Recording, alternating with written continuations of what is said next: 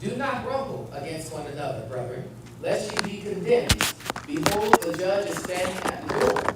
My brethren, take the prophets who spoke in the name of the Lord as an example of suffering and patience. Indeed, we count them blessed who endure.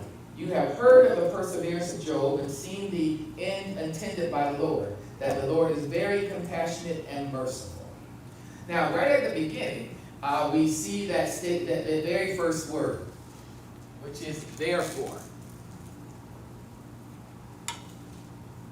Now, what does that indicate? The word therefore here, what does that indicate? Based on what has been said previously. Okay. Exactly right. So it is tied to a prior statement. Right. And what we're looking, so we want to be able to get a real good understanding of why he's, what he's saying in verses 7 through, actually 12, 7 through 11 for our study for today. Let's go back to the first part of chapter 5. Because there was a problem going on among the people that he's writing to. It says, come down, you rich, weep and howl for your miseries that are coming upon you. Your riches are corrupted, and your garments are moth-eaten. Your gold and silver are corroded, and their corrosion will be a witness against you, and will eat up your flesh like fire. You have heaped up treasure in the last days. Indeed, the wages of the laborers who mowed your fields, which you kept by fraud, cry out, and the cries of the reapers have reached the ears of the Lord of Sabaoth. You have lived on the earth in pleasure and luxury. You have fattened your hearts as in the day of slaughter. You have condemned, you have murdered the just. He does not resist you. What's the problem that comes and gives us the word therefore? What's the issue that was going on at the time? They were cheating people. Who's they? Rich people. The rich. The rich. Obviously, there were some rich people in this area, part of the church, who were doing some things going on. What were some of the things they were doing? Well, what we said, cheating the people. That's one thing they were doing. By, in some cases, holding wages.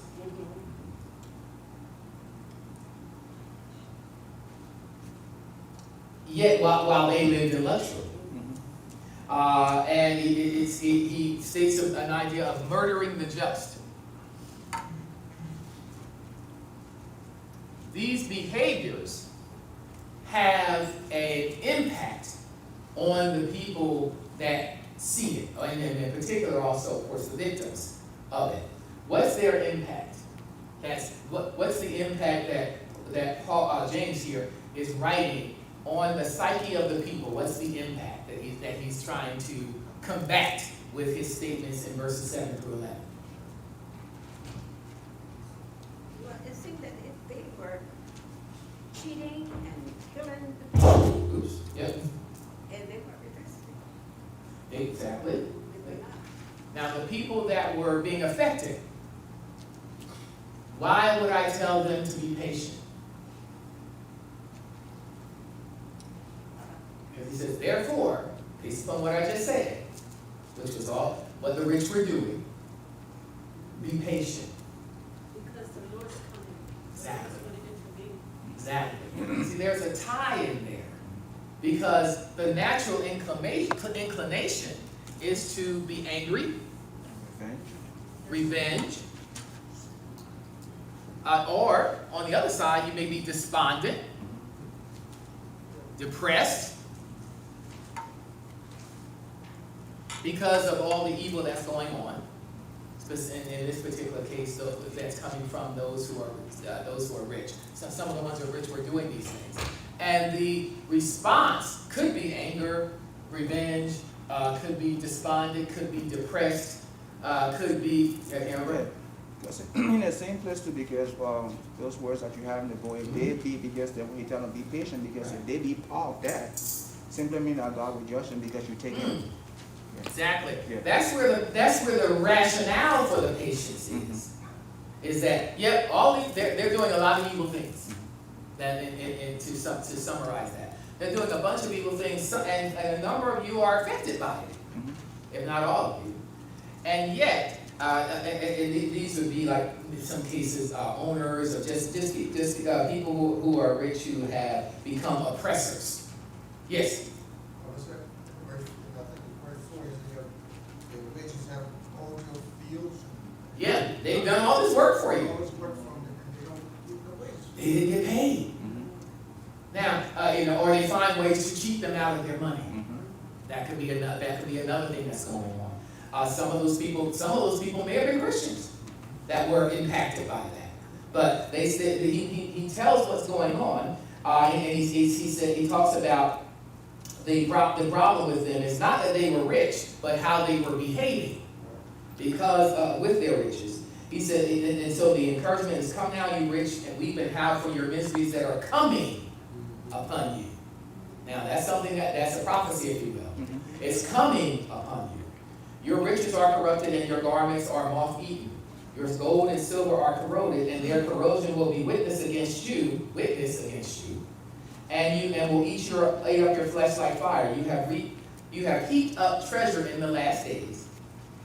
And here's what they're doing. Indeed, the wages of the laborers who mowed your fields, which you kept back by fraud. That's what they're doing. Cry out. So the wages of the laborers, personifying wages here. The wages of the laborers who mowed your fields, which you have kept back by fraud, cry out. And the cries of the reapers have reached the ears of the Lord of Sabbath. In other words, God hears the cry of those who are oppressed by evil actions. God, and said, this is why he's telling them to mourn and weep and so forth, because he says, you're about to have your comeuppance. It's coming. So that's the instruction. So the first instruction, as you see, is to the oppressors. The first instruction is saying, yet you oppressors who did all these things, who did fraud and all of these types of things, you need to weep because something's coming on you. Because the cries of the people you have oppressed have come before the Lord himself, before the Lord of Sabbath. They may be concerned about the judges of the earth and so forth and so on. I said, no. This has come into the ears of the Lord of the Sabbath. And you have lived on the earth in pleasure and luxury. You have fattened your hearts, but look how he stated, as in the day of slaughter. If you've been around a slaughterhouse, do they fatten the animals up before they slaughter them? Yes, sir. Yes, they do. Why? They want more meat. So, okay, you fattened yourself up by your behavior, but your slaughter is coming because of your behavior. You have condemned. You have murdered the just. He does not resist you. In other words, he's helpless. The just are helpless in your actions. Therefore, back to Christians, be patient. Why? Because what they did, God's going to require of them. He's going to do his revenge, if you will. He's going to right the wrongs, if you will. So be patient. So in other words, don't let your focus be here, because this will put you into a very bad mindset. It might put you in the mindset of revenge, trying to take God's revenge. It may put you in the mindset of being despondent and depressed. It may put you in the mindset of, well, they steal from me, I'm going to steal from them. Evil for evil. Those are all of the natural inclinations we have when we're treated badly. That's correct. We want to get you back. That's right. That's our natural inclination. And instead, he gives a statement of be patient. Now that can be hard for a lot of people because by nature we're really not patient. No. Especially in the face of oppression. Because there are certain things that only God can right. There are certain situations that only God can do. We may be able to do some things, but only God can take care of the whole situation once and for all. So the most first statement here is made in the active imperative. Means you understood, the person they're writing to, you have to be patient. So this is a command. Yeah. It's in the active voice, which means you, the one being spoken to, is being given the command. That's right. It's an imperative. It is something that we are commanded to do. Then he gets into the idea of being patient, be long-suffering. You might run into the word long-spirited as another definition here. Be forbearing or forbear, which means there is a dealing with the situation. There is a patience with a situation doesn't mean you've given up on the situation. That's how sometimes we look at it. And therefore, because we're not patient, we go and do stuff that makes the situation worse. When we had a perfect example of that is Abraham and Sarah. They were promised the promised child from God. But because the child didn't come in the time they thought the child should come, they went ahead and created another family, effectively, which created problems among their own family. Why? Well, it created problems among their own family because, for one, it was not what God told them to do. But now you have Abraham who has children, who has a child by your handmaid, which causes a problem there. Jealousy goes on, all bragging goes on, and it just created a big problem because they didn't want to suffer long. See, we don't want to suffer, period, much less suffer long. Sometimes you may have to suffer along with people. That's right. Sometimes you, in this case, that's one of the things we're going. Sometimes you have to suffer along with a situation. Sometimes you may have to suffer along with sickness. Sometimes you may have to suffer along with looking for a job. Those are things that impact you while you're in that situation. You know, bad neighbors may be the situation. And yet God says, be patient. Because, and that's one thing that's one of the main things good about God. When he gives a command like this, be patient, there's always a because. Because he knows us. The first thing we'll say, why do I need to be patient? There's a because coming. I said, therefore be patient, brethren, first until the coming of the Lord. Now that's the ultimate waiting, because there's a suggestion that there are certain things that aren't going to be completely straightened out until Christ comes back. Now that's a hard thing for people to swallow in certain cases, because we want it done now. But when we're dealing with God's time, Brother Matthew said this multiple times, God has all eternity to work out His plan. That's right. We have no idea what's coming. We have no idea what situations we're going through are going to be, in some cases, going to get worse. Some cases going to get better. That's just it. We don't know. And therefore, that requires trust. Trust that God, you are going to take care of the situation in the right time, or at the right time, in the right way, as opposed to me trying to take care of the situation. I have the responsibility to do what I can, but there are certain things that will not be worked out totally until the second coming. That's right. So when he goes, which means it's going to take some long suffering. But then he gives an example. He says, until the coming of the Lord. Now, the coming of the Lord in this situation is the idea of everything being worked out. Everything being taken care of. If you're dealing with oppression from those who are rich, as they were in this particular situation. the ultimate taking care of that will be God himself. Now, along the way, he may do certain things. But there's a final coming. The final is at the final coming of the Lord. Therefore, he says, be patient. And the example he gives is one of agriculture. What is that? Well, see how the farmer, if you have King James Version, you probably see husbandman. See how the farmer waits for the precious fruit of the earth. When do you normally plant? Start sometime, I think March, early April. March, April, spring, so forth. Yeah. That time period. When do you reap? In the fall. In the fall. Yes, sir.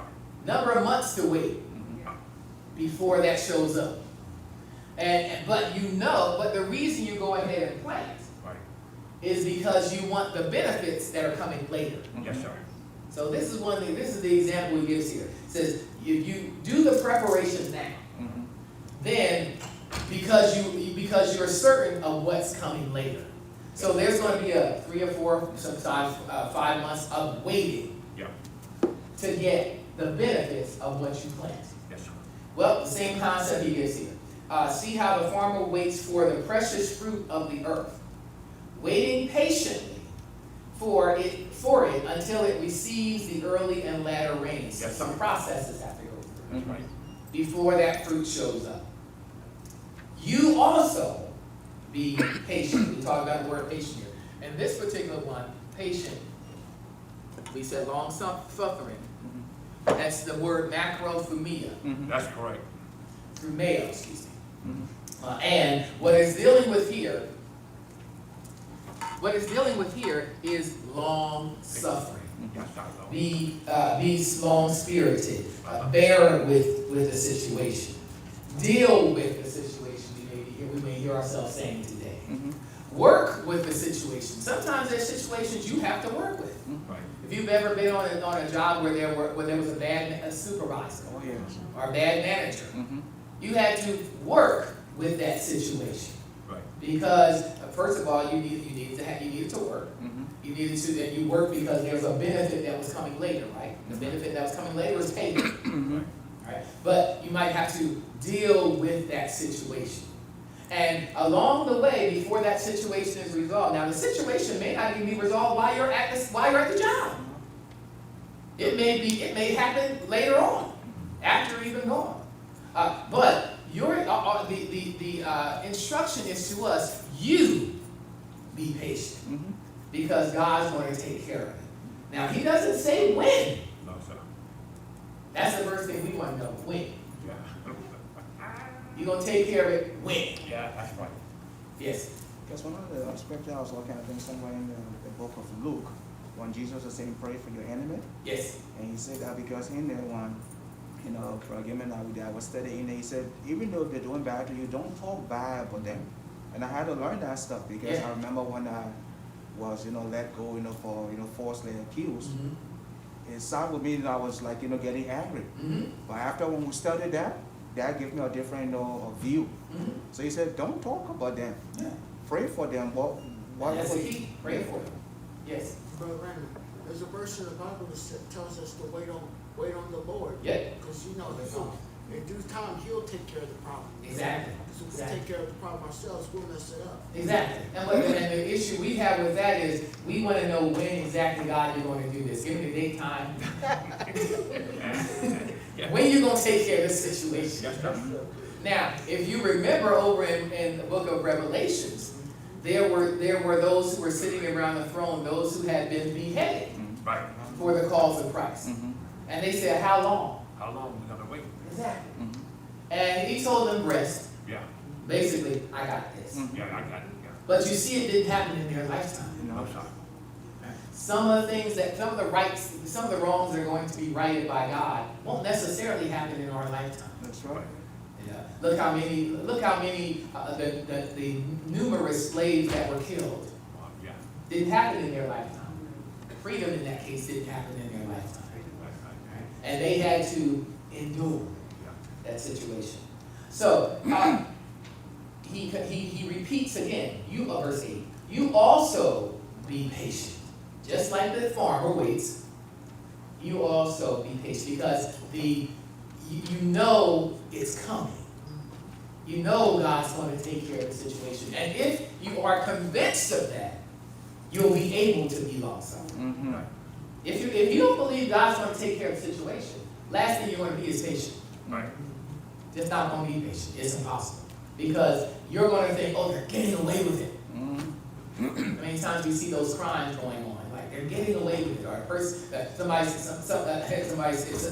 criminal it ends up dying of old age. They say, oh, he got away with it. No, he got away with that. Oh, no, he didn't. No time. That's how you have to think about it. Said, no, he actually didn't, because now he's worse off than he's ever been. That's right. Because remember, all we do is transition from one life to the next. That's it. So when you think about when you think about the eternal damnation this person is in, you feel sorry for him. Mm-hmm. Because at least on earth they had time to repent. Mm-hmm. Right. But now, it's too late. You can't help you at that point. You gotta be that was the point. Yeah, you think about what's coming. You know, and oddly enough, that calms you down. Mm-hmm.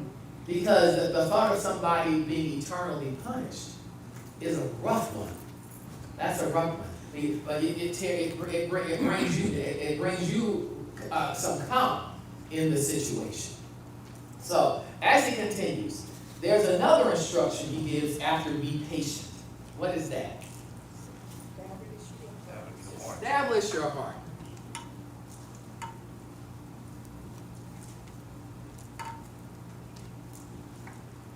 Establish your heart. What does he mean, establish your heart? Yeah, he says it's the. First of all, what heart? Talking about the mind. Okay. Yeah. Says to turn absolutely in a certain direction. All right.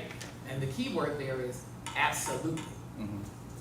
But it's the idea when we're looking at the to establish is to set fast. Mm-hmm. Fix. Set fast. Mhm. Fixed. Mm-hmm. Don't fluctuate. Don't be back and forth with God. No time. That's part of the idea. Be established.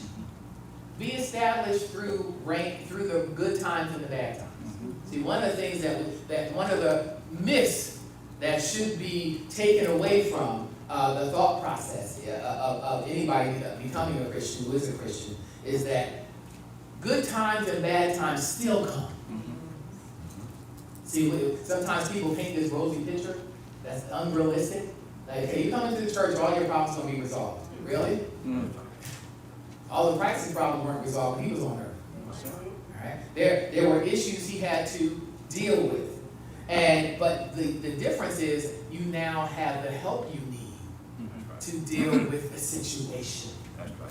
That's where the setting, that's where actually your peace comes from. Mm-hmm. Because until you are established, you're rocking back and forth. So you're good this week because everything went well this week. Next week, a storm comes and knocks your house down. All of a sudden, you're not good no more. Now you're like, God, where were you? But a person who is established, who is set firm, has the thought process of, all right, this is a horrible situation, but God still got me. That's right. That's the person who can walk in peace. Mm-hmm. And of course, if you're not a person who walks in peace, people around you aren't probably going to be very peaceful either. And you're going to make sure of that. Or at least try your best to. Right? But when we are, not only do you want to be able to be patient, you have to have your hearts established. Mm-hmm. For the coming of the Lord is at hand. At hand so it means near. Again, near in God's view. Mm-hmm. Not our view. Right? We say something's near, I'm expecting at least within the next 15 minutes. It's like your friend saying, are you on your way? Yeah, I'm here. Now, certain people you know that's going to be a couple more hours. But some folks, you know, that means, okay, I got to get ready because they're about to pull up in front of the house. Right? So, but when we're dealing with near here, establish your hearts. for the coming of the Lord is at hand. Then he deals with another mentality that can come if we're not patient and our hearts are not established. Grumbling. Because if we don't link those to verses 7 and 8, we miss why he's saying grumble not. Well, where'd that come from? Well, if you're staying within the context, he's saying, based upon the instructions you got, if you do those, you should not be grumbling. And of course, the idea when he gets into grumble, it's really the idea of making groans, to murmur. Another thought process that comes out. To be in grief in the way we're feeling and letting that run our emotions and our actions. Do not grumble, and you notice he's not grumbling within yourself. Do not grumble against each other. One thing that tends to happen is that among the oppressed at times, instead of fighting the oppressor, they fight each other. Doesn't make a lot of sense. Here's a more realistic, classic example here. Two women find out they are dating the same man. I heard that. And instead of getting mad at the man, they get mad at each other. Isn't that realistic? Instead of getting mad at the man, they get mad at each other. Now, he's just standing there like, oh, in some cases he's happy because they're fighting over me. That's a little twisted mindset, to be honest. But instead of that, they are fighting each other. And so in other words, they're not dealing with the problem because the only person that knew that they were dating the same two people is the man. The two women didn't know. And yet you go fight the other woman. That makes sense. Well, sometimes if you're among a group of oppressed people, they will fight each other. Instead of fighting the one that is the problem, or working together to fight the one that is the problem. In this case, working together to bind together, to hold each other firm, as opposed to fighting against one another. As he says, you also be patient, establish your heart, for the coming of the Lord is at hand. Do not grumble against one another, brethren. Why? Lest you be condemned. And behold, the judge is standing at the door. Now notice he has, in some cases you probably have judge in the first letter capitalized. But we have that article in front. Yeah. He's talking about a specific Right. judge. Right. The judge. Right. The judge. The judge is standing at the door. So keep yourself straight.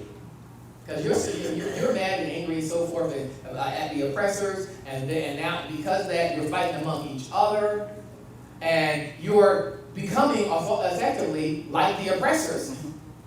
So you keep yourself straight. How? You be patient.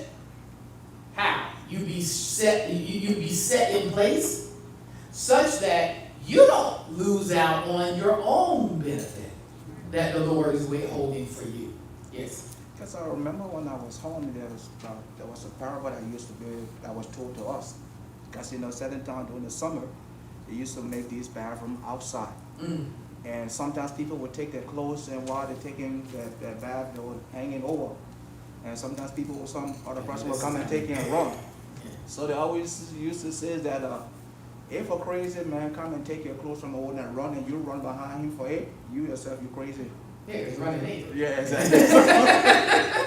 So you don't run. What you were worried about, you are now making a bigger problem. Exactly. And you'll be the one put in jail for indecent exposure.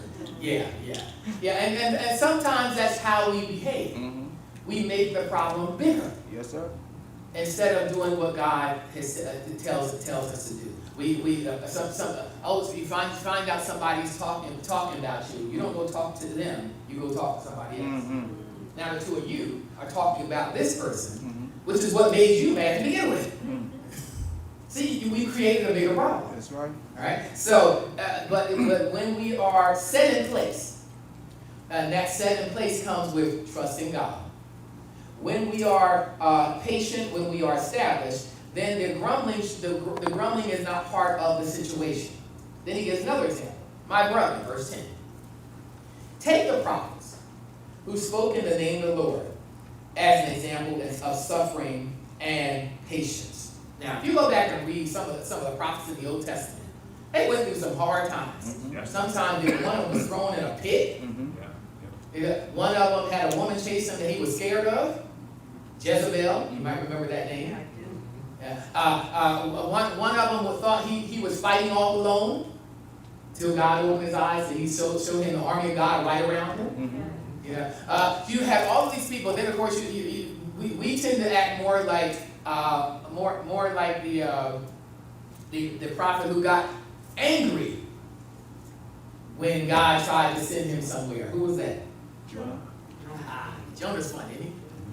Jonah is a real person, if you will, in behavior. He knew God was going to send him somewhere. And so, what did he try? What did he do? Well, he instead of just following what God told him to do, he decides to run away on God's earth. See how foolish we get? Decides to run away on God's earth. Gets into a ship as if God can't see him. Causes problems for people on the ship. See, I told you, whenever you're acting up against God, you cause problems for other people. Says, okay, just throw me overboard. And they threw him overboard. And in his mind, probably think, okay, I'll just die. Nope. God owns the ocean too. Mm-hmm. God owns the creatures in the ocean. Sends the creature to swallow him up and leaves him in there for a while. You imagine being in an ocean, swallowed up by a fish big enough to hold you. You're in the belly of the animal. Exactly. Where you gonna go? But you're in, and you have to have that recognition that, okay, God is obviously keeping me alive. Because I'm not made to live in the belly of a fish. That didn't realize there had to be a lot of protection within the fish. And the fish is just swimming along. And you in there, and you are, does God have your attention right now? Yeah. If God had it, if y'all know me, y'all know when the fish, it's not the fish that Jonah was in. God doesn't say what kind of fish he was in. But one of the fish I like to watch is shark. Shark beaks, shark mums, the whole bit. And you see those things come, and they first of all, the concept of a 18-foot animal. I don't even know if that might be longer than this. Coming after you. By the way, we haven't been one of New Jersey coast now. Coming after you. And so I think about Jonah in the ocean, and this animal comes to swallow him up. Now God has his attention. And then at the appropriate time, God has an animal spit him up on the shore. Just spit him up on the shore. And you would think that would have taught Jonah some patience. But Jonah was already mad because it says later, Jonah did not want God to forgive those people. Isn't that interesting? He's a prophet of God, but did not want God to forgive those people. Got mad at God when he did. Got mad at God when God took away the provisions he had made for him while he was waiting for the situation. He got mad. He got mad at God for this, mad at God for that. And again, this is a prophet of God. And yet, because what? He's not dealing with the patience and the trust in God that's necessary. And this is why it says it is impossible to please God without faith. Because there has to be trust to be able to keep that going. So, as he continues, he goes into using Job as an example. Indeed, we count them blessed who endure. This verse is 11. You have heard of the perseverance of Job and seen the end intended by the Lord. Now, intended by is in italics in New King James Version. But so we seen the end, the Lord. And the Lord is very compassionate and merciful. Let's hold our space here and go over Job for a bit. But you may be thinking about Job and like, how there's a person said, how could God be compassionate and merciful when he let Job go through all that? Might have thought that yourself even.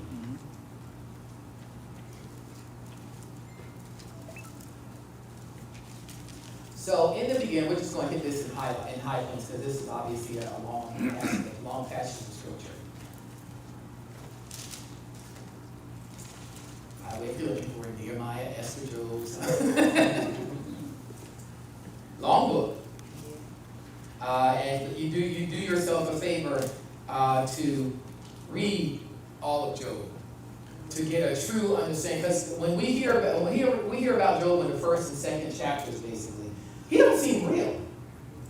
He really doesn't.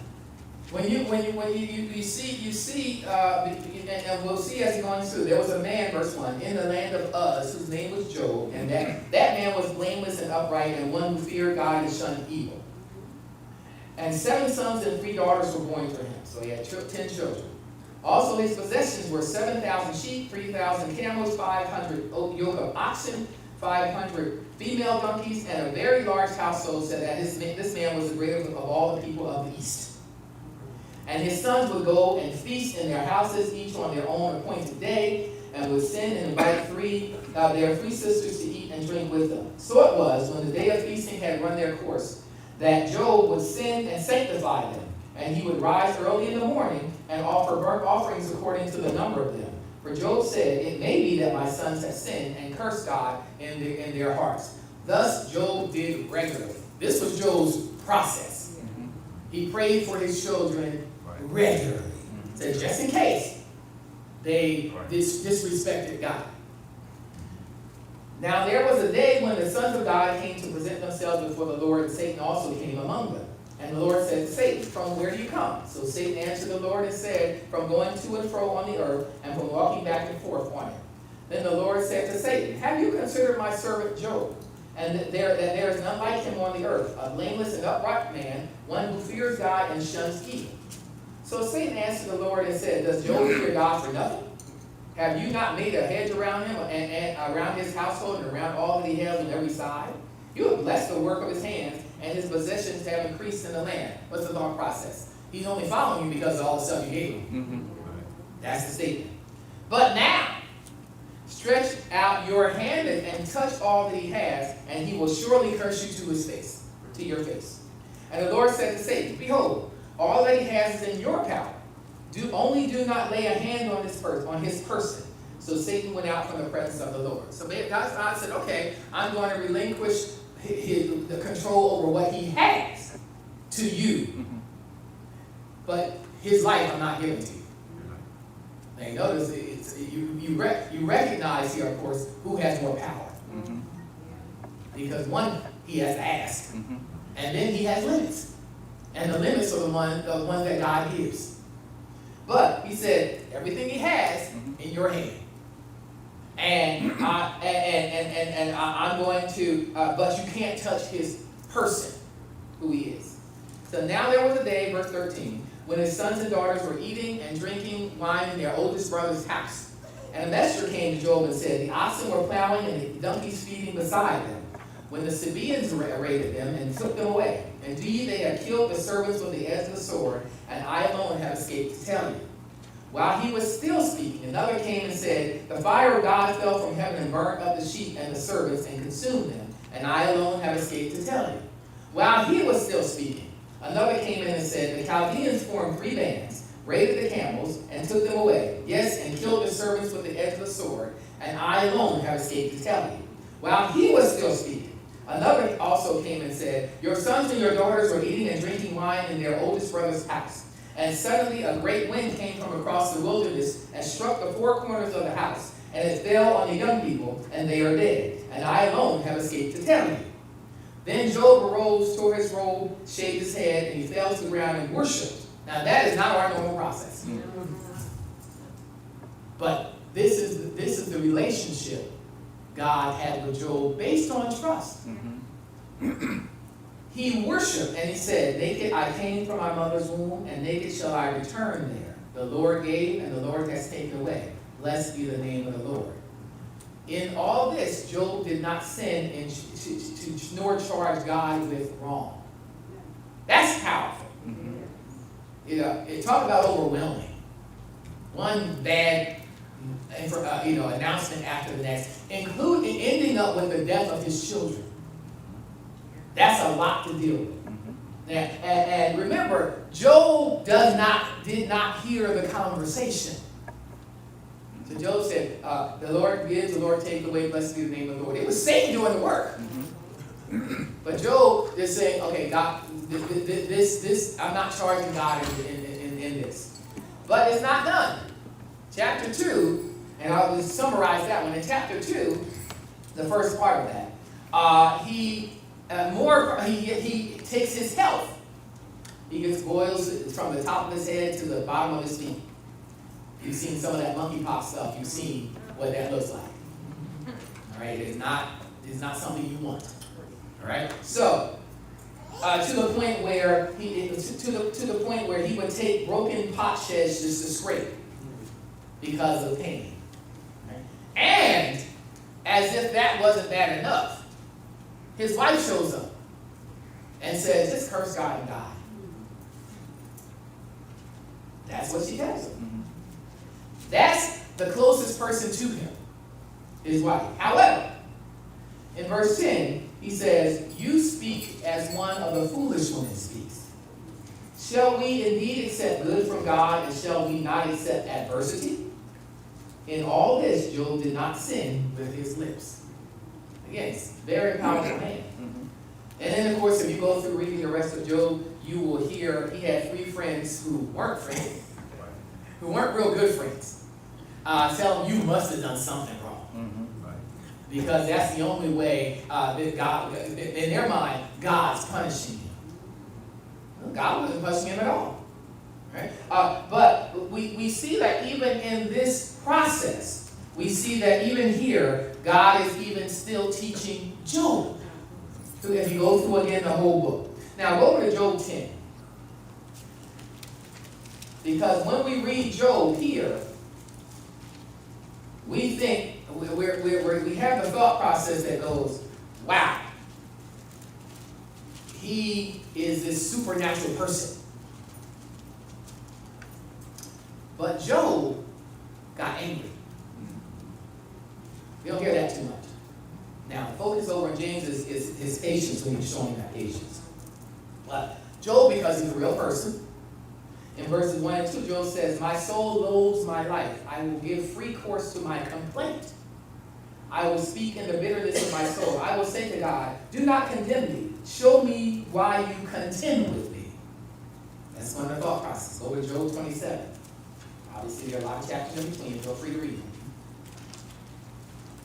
Job 27, verses 1 and 2. Moreover, Job continued his discourse and said, "As God lives, who has taken away my justice, and the Almighty, who has made my soul bitter." Sound like St. Job? It's getting hard on Job. It's getting hard on Job. Think about yourself in the same situation. Getting hard on Job. Now, one thing we never see Job do, we never see Job stop believing in God. You see Job constantly reaching out to God. But obviously during this period of time, God's not answering. But you see him reaching out to God. Thinking, and in some cases he's thinking, show me what I've done wrong. That's the thought process. This must be going on for me because I've done something wrong. But that wasn't true. We saw how he was described in the beginning, in chapter 1. Upright man who runs away from evil, who prays for his own children in case they messed up. Right? That's who Job, that was his character. And yet he's going through this. He's going through this, as a good term there, adversity.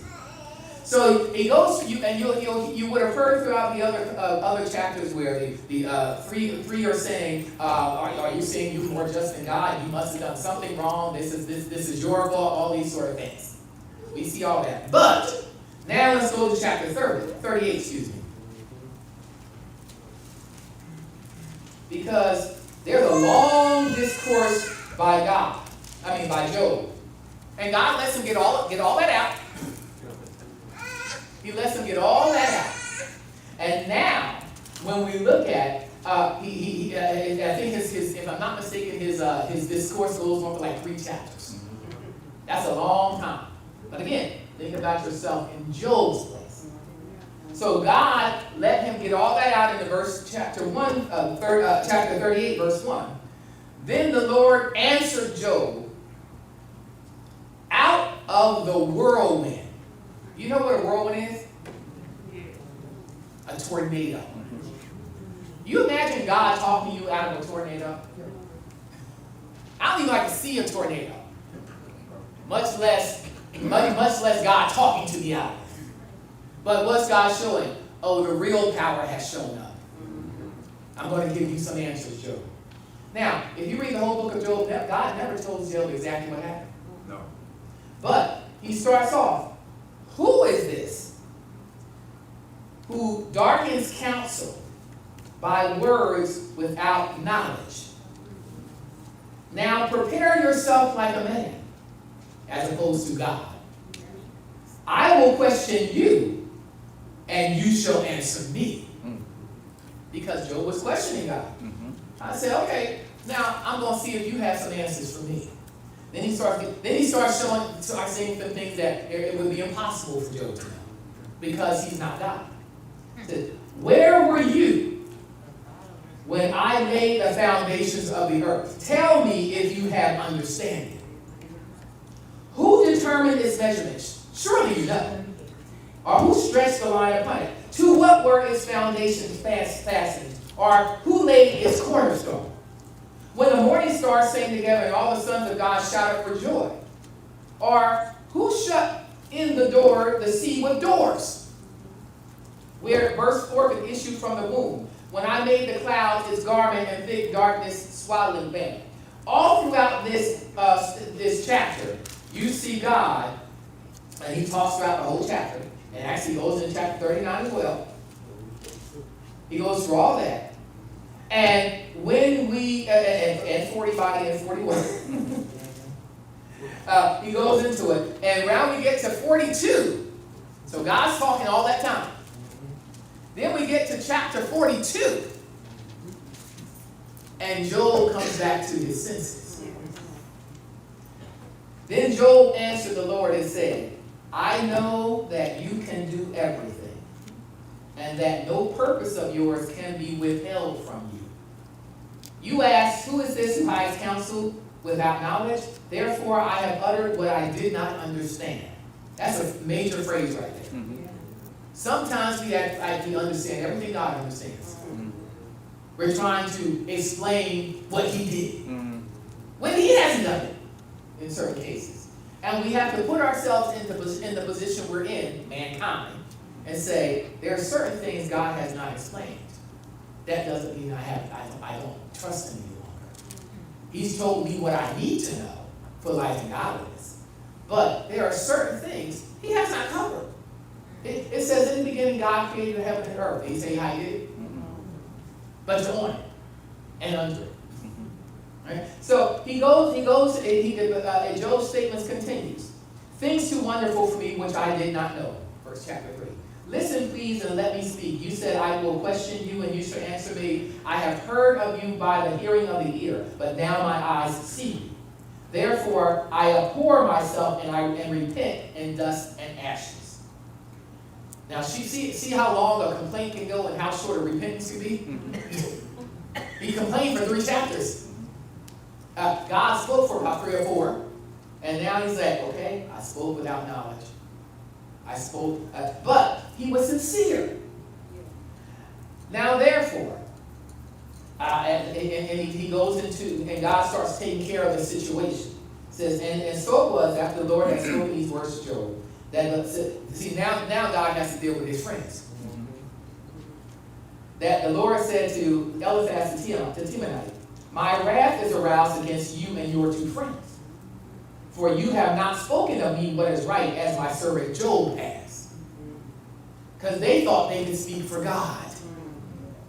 without having God talk to them. Now therefore take for yourselves 7 bulls and 7 rams, go to my servant Job and offer up for yourselves a burnt offering. And my servant Job shall pray for you. For I will accept him, lest I deal with you according to your folly or foolishness. Because you have not spoken of me what is right, as my servant Job has.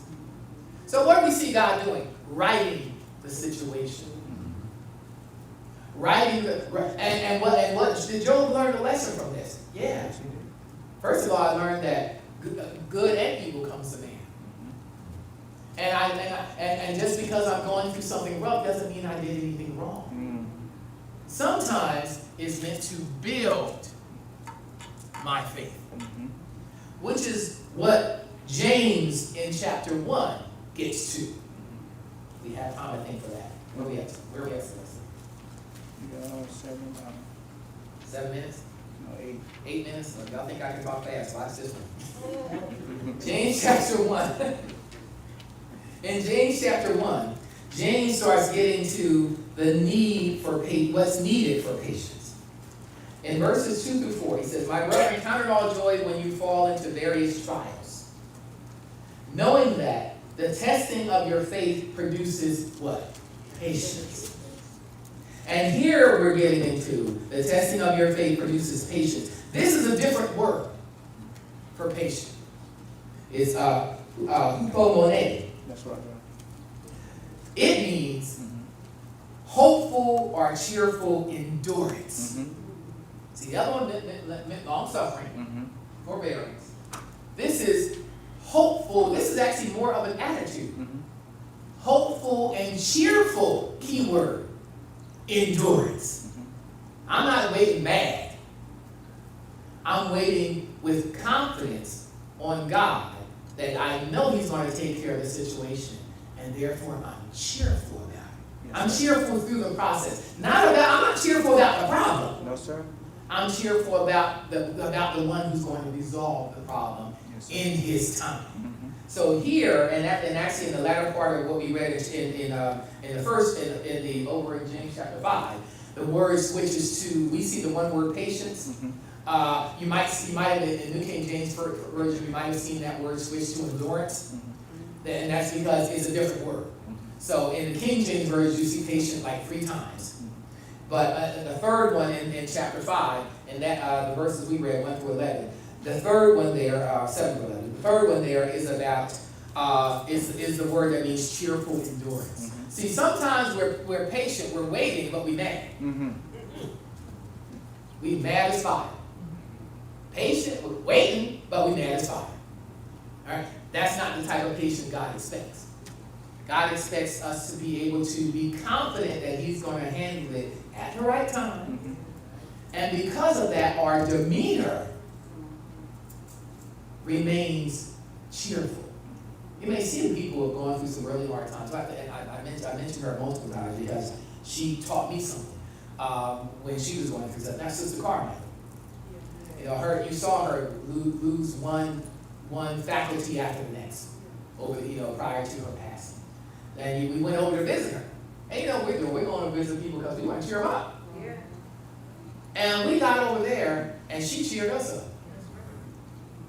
We got in that she's sitting, I think, in a wheelchair at that time. She could no longer drive, she could no longer walk, all that sort of stuff. And she's over there talking about the blessings of the Lord. And I remember sitting on a couch thinking, I've never seen anything like this. She can't do the stuff she wants to do. There are hard times she's going through, and yet she's cheerful, and she's encouraging other people. Up until her very death, she encouraged other people. Post-death, she made sure that Brother Matthews preached the gospel. Because she wanted her children and her family to pay attention. That's the type of patience. Did she still have hard times? Yes. Did she still have pain and suffering? Yes. But she patiently waited for God. Now, I can tell you one thing, she has none of those problems now. They're all gone now. What she waited for, she got. And that's what James is talking about. In this case, he talks about the second coming of the Lord. Here, she has the comfort that she was waiting for. And she was waiting for it patiently. So we see that trials, that patience, the testing of our faith produces endurance. See, if nothing ever goes wrong, no endurance necessary. No. But when you have to live right when things are going wrong, That's fine. that's endurance. Mhm. And over Romans, it says a very similar thing. We'll end with that in Romans chapter 5. And the examples that even James gives are meant to make us think. And sometimes will make us a bit emotional. But the examples of people you personally know will likely make you emotional. Because you are seeing the truth of it when you see it in action. That's one thing to read about it. I never met Joe, neither did you. But I met Sister Carmichael. Mhm. Yes, sir. And I got to see that. So when in chapter 5, verses 1 through 5, we'll end up here. It says, therefore, having been justified by faith, we have peace with God through our Lord Jesus Christ, through whom also we have access by faith into this grace in which we stand and rejoice in hope of the glory of God. And not only that, but we also glory in tribulations. Why? Knowing that tribulation produces perseverance. You'll see that same word that we had for patience, the second word. Perseverance, endurance. And perseverance, character. Character, hope. There is a reason God allows trouble into our lives. We have to build endurance. We have to build, with that endurance, or in this case, perseverance, character. I said this before as well. I prefer a doctor that has had a lot of experience versus someone who might have just gotten out of school. Right. Now, I don't mind the one who's out of school working with that doctor. But I want to be able to know that when he went in somebody's body and something happened that wasn't in the textbook, that he knows how to handle it. Whereas the person who's just familiar with the textbook may not know that yet. They'll get there, but they don't know it yet. They had the I think his name was Scully. So they had the man who had to land a plane in the Hudson. Now, there wasn't a lot in the book about how to do that in school, because they're holding the plane stays up. But his experience that came through dealing with multiple issues taught him how to land that plane on water and get everyone out safely.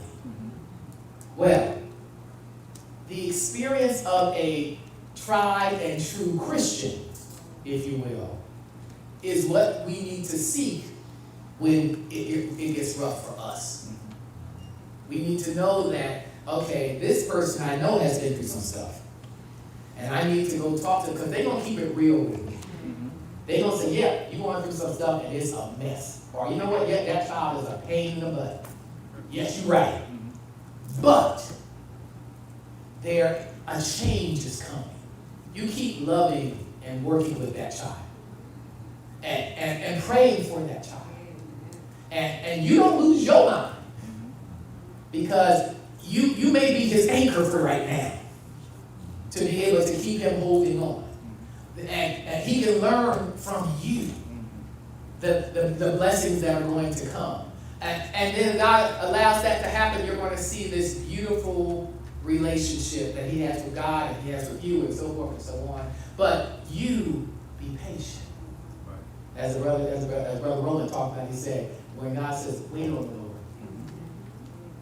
And in that passage he says again, wait, I say, on the Lord. When the issues get rough, wait on God. Because what did he say? I will never leave you nor forsake you. None of what you're going through was a surprise to me. And guess what? I already got the end worked out. You just need to stay on the path and wait for me to work things out in the best way. My time up yet? Yes, sir. I thought so. Thank you, everybody, for participating. Let us stand at this time. Brother Roland, would you close out prayer, please? Yes, sir. Let's pray. In eternal Heavenly Father, again we come to you. Thank you for the blessings of life you restored upon us. Dear Lord, thank you for everything you've given us up to this point, dear Lord. We thank you for health.